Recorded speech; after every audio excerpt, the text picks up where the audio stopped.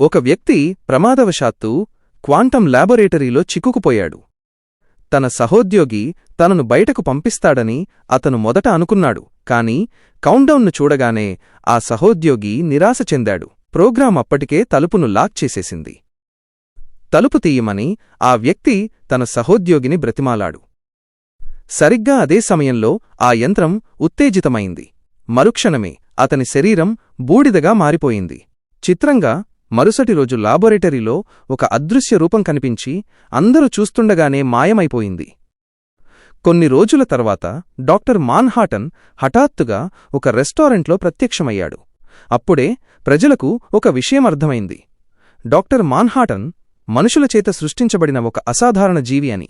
అతనికి అద్భుతమైన శక్తులు ఉన్నాయి. అతను భారీ కాయాన్ని దాల్చగలడు. ఎటువంటి భౌతిక గాయాలు అతన్ని ఏమీ చేయలేవు. మరియు తనలాంటి అనేక రూపాలను డూప్లికేట్స్ సృష్టించుకోగలడు. అంతేకాకుండా అతనికి శక్తివంతమైన టెలికినిసిస్ విద్య తెలుసు. దీనితో అతను కేవలం తన ఆలోచనలతోనే ఒక ట్యాంకును ధ్వంసం చేయగలడు. అతను ఎక్కడికైనా క్షణాల్లో టెలిపోర్ట్ అవ్వగలడు. అలాగే గతాన్ని మరియు భవిష్యత్తును కూడా చూడగలడు. అతని అపారమైన శక్తులను చూసి దేశం అతన్ని యుద్ధంలో పాల్గొనమని ఆహ్వానించింది. అంతటి భయంకరమైన సామర్థ్యాలతో ఆ దేశం యుద్ధంలో వేగంగా విజయం సాధించి ప్రపంచ సూపర్ పవర్ అగ్రరాజ్యంగా ఎదిగింది. అయితే క్రమంగా అతను యుద్ధం పట్ల విరక్తి పెంచుకున్నాడు. ప్రపంచంలోనే అత్యంత శక్తివంతమైన మానవ నిర్మిత ఆయుధంగా మారిన అతను తనలోని మానవీయ భావోద్వేగాలను కోల్పోయి తరచుగా ఒంటరితనానికి గురయ్యేవాడు. దీనివల్ల అతని గర్ల్ఫ్రెండ్ కూడా అతని ప్రేమను పొందలేకపోయింది.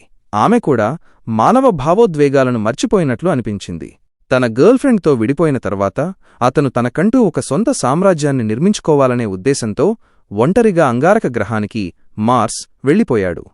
మొదట్లో దేశం అతని నిష్క్రమణను పెద్దగా పట్టించుకోలేదు. కాని యుద్ధంలో భారీ నష్టాలు రావడంతో వారు డాక్టర్ మాన్హాటన్ను తిరిగి రమ్మని వేడుకోవాల్సి వచ్చింది. కాని అప్పటికే అతను అంగారక గ్రహంపై నివాసయోగ్యమైన వాతావరణాన్ని టెరాఫార్మ్ విజయవంతంగా సృష్టించుకున్నాడు. ఒక మహిళ అతన్ని తిరిగి రమ్మని ఒప్పించడానికి ప్రయత్నించింది. కాని డాక్టర్ మాన్హాటన్ తన శక్తిని ఉపయోగించి ఆమెకు తన గతాన్ని చూపించాడు.